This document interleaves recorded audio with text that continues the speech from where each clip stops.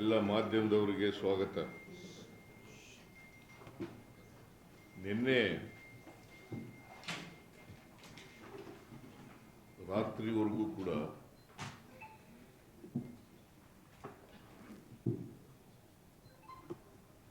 ಮಧ್ಯರಾತ್ರಿವರೆಗೂ ಕೂಡ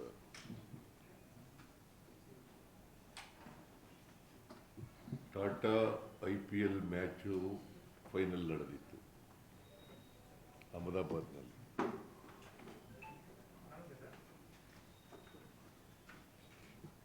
ಇವತ್ತು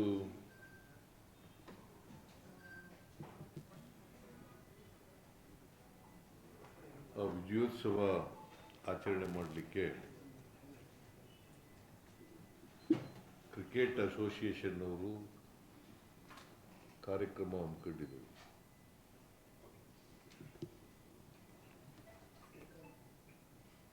ಸರ್ಕಾರದ ವತಿಯಿಂದಲೂ ಕೂಡ ಕಾರ್ಯಕ್ರಮ ಏರ್ಪಾಡು ಮಾಡಿದ್ದು.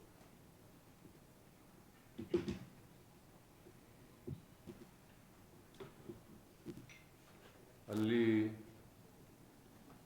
ಈ ವಿಜಯೋತ್ಸವ ಆಚರಣೆ ಮಾಡ್ತಕ್ಕಂಥ ಸಂದರ್ಭದಲ್ಲಿ ಚಿನ್ನಸ್ವಾಮಿ ಕ್ರೀಡಾಂಗಣದಲ್ಲಿ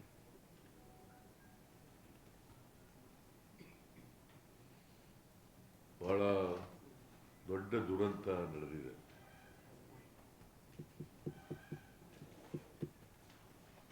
ಜನ ಕಾಲು ತುಳಿತಕ್ಕೆ ಒಳಗಾಗಿ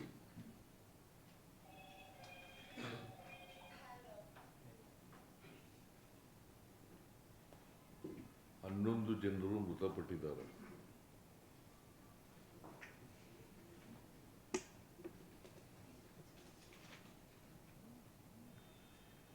ಮೂವತ್ಮೂರು ಜನರು ನೋವಿಗೆ ಒಳಪಟ್ಟಿದ್ದಾರೆ. ಇಂಜೂರ್ಡ್ 33 ಜನ.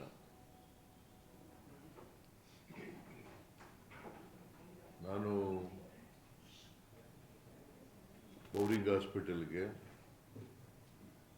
ವೈದೇಹಿ ಮಲ್ಯ ಹಾಸ್ಪಿಟಲ್ಗೆ ಭೇಟಿ ಕೊಟ್ಟಿದ್ದೆ.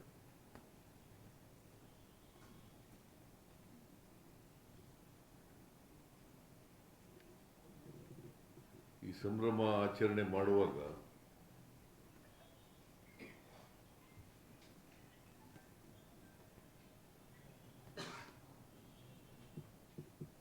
ಇಂಥ ಒಂದು ದುರಂತ ನಡಿಬಾರ್ದಾಗಿತ್ತು.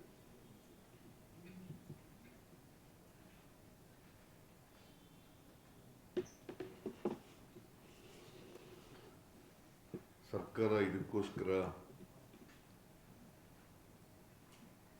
ಬಹಳ ದುಃಖವನ್ನು ವ್ಯಕ್ತ ಮಾಡ್ತದೆ.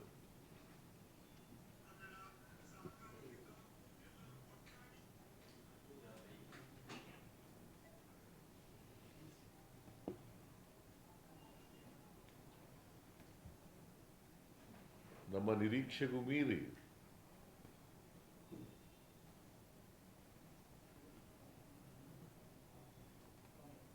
ಜನ, ಅಭಿಮಾನಿಗಳು ಸೇರಿದರು.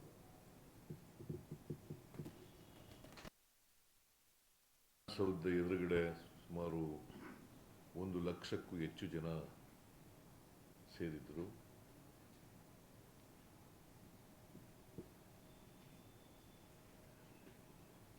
ವಿಧಾನಸೌಧದ ಮುಂದೆ ನಡೆದಂಥ ಸಮಾರಂಭದಲ್ಲಿ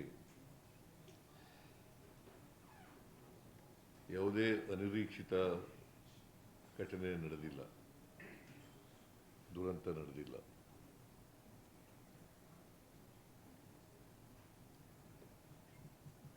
ಆದರೆ ಚಿನ್ನಸ್ವಾಮಿ ಸ್ಟೇಡಿಯಂನಲ್ಲಿ ಈ ದುರಂತ ಆಗಿದೆ. ಯಾರೂ ಕೂಡ ಇದನ್ನ ನಿರೀಕ್ಷೆ ಮಾಡಿರಲಿಲ್ಲ. ಕ್ರಿಕೆಟ್ ಅಸೋಸಿಯೇಷನ್ ಅವರು ನಿರೀಕ್ಷೆ ಮಾಡಿರಲಿಲ್ಲ, ನಾವು ಕೂಡ ನಿರೀಕ್ಷೆ ಮಾಡಿರಲಿಲ್ಲ. ಕಾರಣ ಯಾಕಪ್ಪ ಅಂತಂದ್ರೆ, ಕ್ರಿಕೆಟ್ ಸ್ಟೇಡಿಯಂನಲ್ಲಿ 35,000 ಜನ ಕೂತ್ಕೊಳ್ತಕ್ಕಂಥ ಆಸನ ಇರ್ತಕ್ಕಂಥದ್ದು.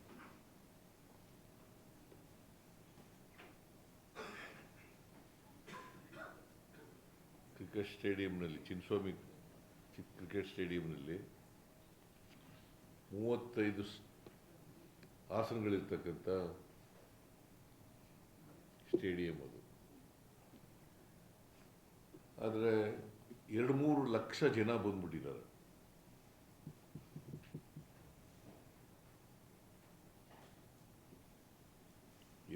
ಲಕ್ಷ ಜನ ಬಂದಿದ್ದಾರೆ. ಮತ್ತೆ ನಿನ್ನೆ ಮ್ಯಾಚ್ ನಡೆದಿರೋದು ಸಾಯಂಕಾಲ, ನಮಗೆ ಬೆಳಿಗ್ಗೆ ಇದನ್ನು ಮಾಡಿರ್ತಕ್ಕಂಥದ್ದು ಕ್ರಿಕೆಟ್ ಅಸೋಸಿಯೇಷನ್ ಅವರು. ಹಾಗಾಗಿ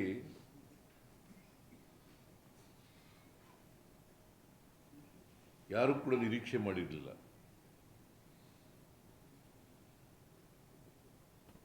ಇಷ್ಟು ಜನ ಬರ್ತಾರೆ ಅಂತ ನಿರೀಕ್ಷೆ ಮಾಡಿರಲಿಲ್ಲ.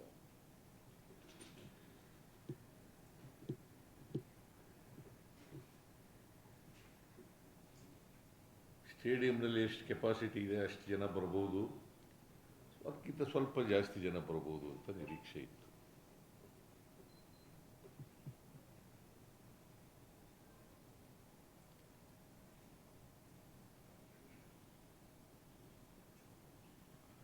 ನಾನು ಸತ್ತ ಕುಟುಂಬದ ವಾರಸುದಾರರಿಗೆ, ಯಾಕಂದರೆ ವಿಶೇಷವಾಗಿ ಹೆಚ್ಚು ಜನ ಸತ್ತಿರೋರು ಎಲ್ಲ ಯುವಕರೇ, ಯುವ ಜನಾಂಗದವ್ರೆ, ಹೆಣ್ಮಕ್ಳು ಗಂಡು ಮಕ್ಕಳು ಎಲ್ಲ ಸತ್ತಿದ್ದಾರೆ.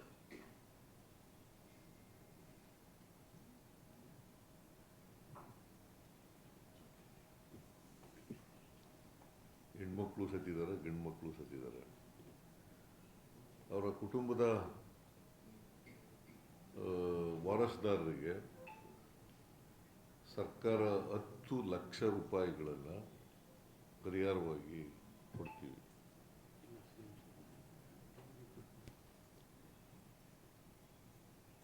ಸುಮಾರು 11 ಜನ ಸತ್ತಿದ್ದಾರೆ. 11 ಜನರಿಗೂ 10 ಲಕ್ಷ ರೂಪಾಯಿಗಳನ್ನು ಪರಿಹಾರವಾಗಿ ಕೊಡ್ತೇವೆ. ಮತ್ತೆ ಯಾರು ಗಾಯಗೊಂಡಿದ್ದಾರೆ ಅವ್ರಿಗೆಲ್ಲರಿಗೂ ಕೂಡ ಉಚಿತವಾಗಿ ಚಿಕಿತ್ಸೆ ಕೊಡ್ತಕ್ಕಂಥದ್ದನ್ನು ನಾನು ಈಗಾಗಲೇ ಸೂಚನೆ ಕೊಟ್ಟಿದ್ದೀನಿ. ಖಾಸಗಿ ಆಸ್ಪತ್ರೆಯಲ್ಲಿ ಯಾರ್ಯಾರು ಚಿಕಿತ್ಸೆ ಪಡ್ಕೊಂಡಿದ್ದಾರೆ ಅವ್ರಿಗೂ ಕೂಡ ಚಿಕಿತ್ಸೆ ಖರ್ಚನ್ನು ಸರ್ಕಾರನೇ ಭರಿಸ್ತದೆ. ಸರ್ಕಾರಿ ಆಸ್ಪತ್ರೆಗಳಲ್ಲಿ ಅಫ್ಕೋರ್ಸ್ ಬೌರಿಂಗ್ ಹಾಸ್ಪಿಟ್ಲಲ್ಲಿ ಫ್ರೀಯಾಗಿ ಎಲ್ಲರಿಗೂ ಉಚಿತವಾದಂಥ ಚಿಕಿತ್ಸೆ ಕೊಡ್ತೀವಿ. ಎಲ್ಲ ಗಾಯಾಳುಗಳಿಗೆ 33 ಜನ, ನನಗೀಗ ಅಂಕಿಅಂಶಗಳ ಪ್ರಕಾರ 33 ಜನ, 11 ಜನ ಸತ್ತಿದ್ದಾರೆ. ಬಟ್ ಈ 33 ಜನರು ಕೂಡ ಅದೃಷ್ಟವಶಾತ್ 47 ಇಂಜರ್ಡ್, 47 ಮೈನರ್ ಆಗಿ ಹೋಗ್ಬಿಟ್ಟಿದ್ದಾರೆ. ಅವರು ಔಟ್ ಪೇಷಂಟ್ ಆಗಿ ಹೋಗ್ಬಿಟ್ಟಿದ್ದಾರೆ. ಟೋಟಲ್ 47. ಕೆಲವರು ಔಟ್ ಪೇಷಂಟ್ ಆಗಿ ಹೊರಟೋಗಿದ್ದಾರೆ, ಚಿಕಿತ್ಸೆ ಪಡ್ಕೊಂಡು ಹೊರಟೋಗಿದ್ದಾರೆ. ಅವರು ಸೇರಿಸಿದ್ರೆ 47 ಜನ.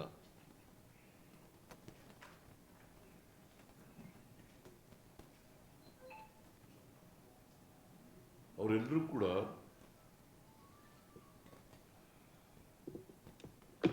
ಯಾರ್ಯಾರು ಇಂಜುರಿ ಆಗಿದೆ ಅವರೆಲ್ಲರೂ ಕೂಡ ನನಗೆ ಡಾಕ್ಟರ್ಗಳ ಜೊತೆ ಮಾತಾಡಿದ ಮೇಲೆ ನನಗೆ ಅವ್ರು ಹೇಳಿರೋ ಪ್ರಕಾರ they are all out of danger.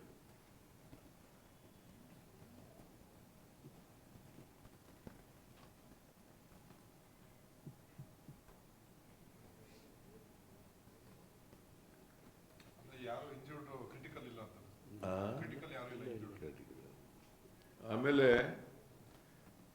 ಅವ್ರಿಗೆ ಬೇರೆ ರೀತಿ ಎಲ್ಲ ಟ್ರಾನ್ಸ್ಪೋರ್ಟೇಷನ್ನು ಮತ್ತು ಊಟದ ವ್ಯವಸ್ಥೆ ಎಲ್ಲನೂ ಕೂಡ ಸರ್ಕಾರನೇ ಮಾಡಿಕೊಡ್ತದೆ.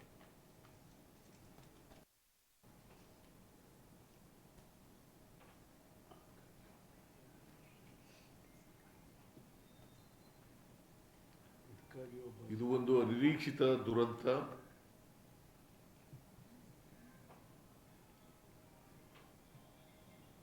ಯಾರು ಈ ಕಾಲ್ತುಳಿತದಲ್ಲಿ ಪ್ರಾಣ ಕಳ್ಕೊಂಡಿದ್ದಾರೆ ಅವರ ಆತ್ಮಕ್ಕೆ ಶಾಂತಿ ಸಿಗಲಿ ಅಂತೇಳಿ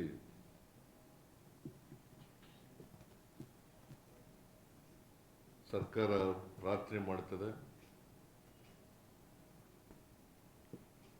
ಅವರ ಕುಟುಂಬ ವರ್ಗದವರಿಗೆ ಬಹಳ ಜನ ಯುವಕ ಯುವತಿಯರು, ಕೆಲವರು ವಿದ್ಯಾರ್ಥಿಗಳು ಕೂಡ ಇದ್ದಾರೆ.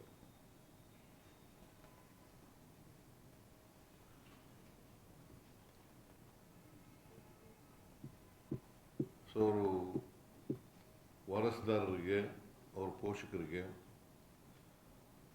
ಅವರ ಸಾವಿನ ದುಃಖವನ್ನು ಭರಿಸ್ತಕ್ಕಂಥ ಶಕ್ತಿ ಕೊಡಲಿ ಅಂತೇಳಿ ದೇವರಲ್ಲಿ ಪ್ರಾರ್ಥನೆ ಮಾಡ್ತೇನೆ. ಜೊತೆಗೆ ಒಂದು ಮ್ಯಾಜಿಸ್ಟ್ರಿಯಲ್ ಎಂಕ್ವೈರಿನೂ ಕೂಡ ಆರ್ಡರ್ ಮಾಡಿದ್ದೀನಿ.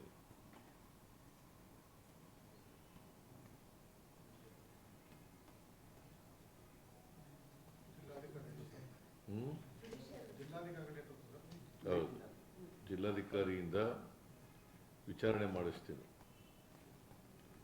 ವಿಚಾರಣೆ ಮಾಡಿಸಿ ಯಾರು ತಪ್ಪಿತಸ್ಥರಿದ್ದಾರೆ ಅವ್ರ ಮೇಲೆ ಕ್ರಮ ತಗೋತೀವಿ.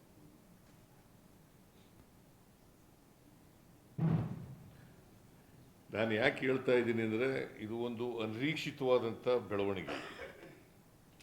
ಯಾರು ಕೂಡ ಇಷ್ಟೊಂದು ಜನ ಬರ್ತಾರೆ ಅಂತ ನಿರೀಕ್ಷೆ ಮಾಡಿರಲಿಲ್ಲ. ಕ್ರಿಕೆಟ್ ಅಸೋಸಿಯೇಷನ್ ಅವರು ನಿರೀಕ್ಷೆ ಮಾಡಿರಲಿಲ್ಲ, ನಾವು ನಿರೀಕ್ಷೆ ಮಾಡಿರಲಿಲ್ಲ, ಯಾರು ಕೂಡ ನಿರೀಕ್ಷೆ ಮಾಡಿರಲಿಲ್ಲ.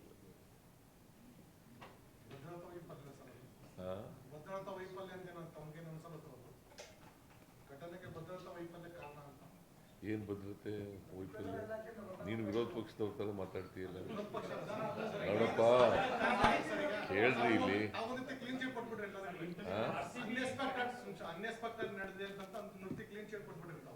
ಕ್ಲೀನ್ ಚಿಟ್ಟು ಅನಿರೀಕ್ಷಿತವಾಗಿ ಬಂದಿದ್ದಾರೆ ಜನ ಅಂತ ಹೇಳಿದ್ದಪ್ಪ. ನೀನು ಸರಿ ಕೇಳಿಸ್ಕತೆ ಇಲ್ವಲ್ಲ. ಅನಿರೀಕ್ಷಿತವಾಗಿ ಜನ ಬಂದಿದ್ರು. Sir, including the cabinet minister from the central government are saying that the Congress government here is busy in photo op. They forgot to do their duty today is what the union ministers are also tweeting, sir. No. I do not want to play politics here in this case. BJP people are playing politics. I do not want to play politics. That is why ಅನಿರೀಕ್ಷಿತವಾದಂಥ ಜನ ಬಂದಿದ್ದರೂ ಕೂಡ ನಾನು magisterial ಎಂಕ್ವೈರಿಯನ್ನು ಮಾಡಿಸ್ತಾ ಇದ್ದೀನಿ. ಯಾರು ತಪ್ಪಿತಸ್ಥರಿದ್ದಾರೆ, ಅದು ಭದ್ರತಾ ವೈಫಲ್ಯ ಇರ್ಬೋದು, ಇನ್ಯಾವುದೇ ವೈಫಲ್ಯ ಇರ್ಬೋದು, ಯಾವುದೇ ಇರ್ಬೋದು, ಅವೆಲ್ಲಕ್ಕೂ ಕೂಡ ಮ್ಯಾಜಿಸ್ಟ್ರಿಯಲ್ ಎಂಕ್ವೈರಿಯನ್ನು ಮಾಡಿಸ್ತೀನಿ.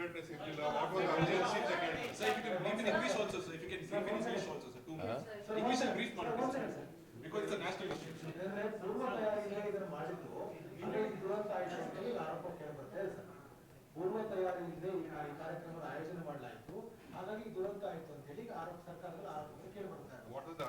ನಾನು I do not want to defend the incident, the tragedy so happened. I do not want to defend. I do not want to play politics in this. Our government is not going to play politics in this. Let us see the outcome of the magisterial report. I will give 15 days time. Sir, is there preliminary information what exactly happened during the stampede? So what created the chaos? Which game did it happen? ಅಲ್ಲಿ ನಾನು ಈಗಾಗಲೇ ಹೇಳಿದೆ, there are very small gates. Yes. I hope that you have visited the cricket stadium. There are small gates. The people entered through the gates. They have broken the gates. They have broken the gates also. So stampede has taken place. Nobody has expected so much of crowd will come, because the capacity of the stadium is only 35,000 people. only 35,000 seats are there. But 2 to 3 lakh people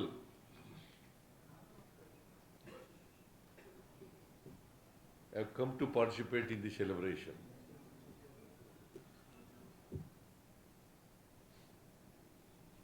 So that is why, see, ಮೇಲ್ನೋಟಕ್ಕೆ ಹಂಗೆ ಅನ್ಸುತ್ತೆ, ಪ್ರೇಮ ಪೇಶಿ, it looks like that.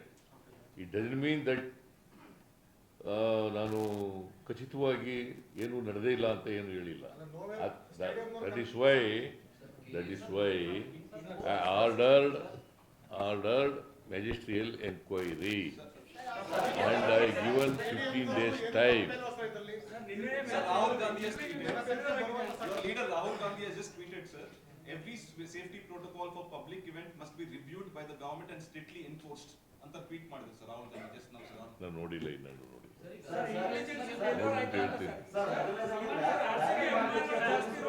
ಒಬ್ರು ಮಾತಾಡ್ರಿ,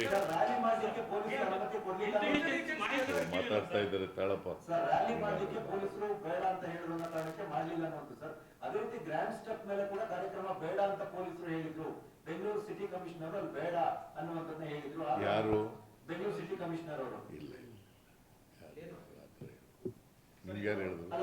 D C ಹೇಳಿದ್ರ ಹಂಗೆ ನಿಮ್ಗೆ? ಅಲ್ಲ, Mysuru D C, Bengaluru D C ಹೇಳಿದ್ರ ಹಂಗೆ ನಿಮ್ಗೆ? ಮತ್ತೆ ಯಾರು ಹೇಳಿದ್ರು? ಮತ್ತೆ ಯಾರು ಹೇಳಿದ್ರಿ? ಯಾರು ಹೇಳಿದ್ರಪ್ಪ ನಿಮ್ಗೆ? ನೀವು ಇನ್ಫಾರ್ಮೇಶನ್ ಎಲ್ಲಿಂದ ಬಂತಪ್ಪ? ಹಿರಿಯ ಯಾವ ಅಧಿಕಾರಿಗಳು ಕೂಡ ಹೇಳಿಲ್ಲ. ಇದನ್ನ ಮಾಡ್ಬೇಕು. See, it is cricket association which arrange the program ಅಲ್ವಾ? ನಮಗೇನು ಹೇಳಿಲ್ಲ ಅದನ್ನ. ನಾವು ಇಲ್ಲಿ ಅರಮನೆ ಅಲ್ಲಿ ಅಂತ ವಿಧಾನಸೌಧ ಮುಂದ್ಗಡೆ ಮಾಡಿದ್ದು. ಅಲ್ಲೇನಾರು ಆಗಿದೆಯಾ? ಇಲ್ಲ ಅಲ್ವಾ? ಅಲ್ಲಿ ಸುಖಾಂತ್ಯವಾಗಿ ನಡೆದಿದೆ. ಬಟ್ ಕ್ರಿಕೆಟ್ ಸ್ಟೇಡಿಯಂನಲ್ಲಿ ಆಗ್ತದೆ ಅಂತೇಳಿ ನಮಗೇನು ಗೊತ್ತಾಗಲಿಲ್ಲ. ನಾನು ಹೋಗುವುದಿಲ್ಲ ಅಲ್ಲಿ.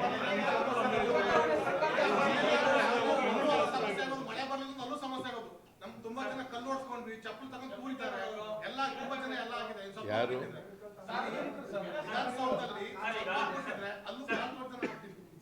ಏನು ಸುಮ್ಮನೆ ನೀವೆಲ್ಲ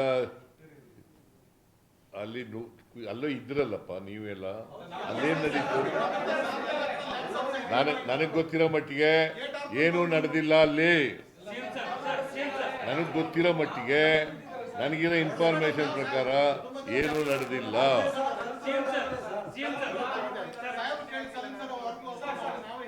ನೋಡಪ್ಪ,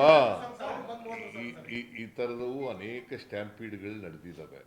ನಾನು ನಡೆದಿಲ್ಲ ಅಂತಲ್ಲ. ಇಂಥ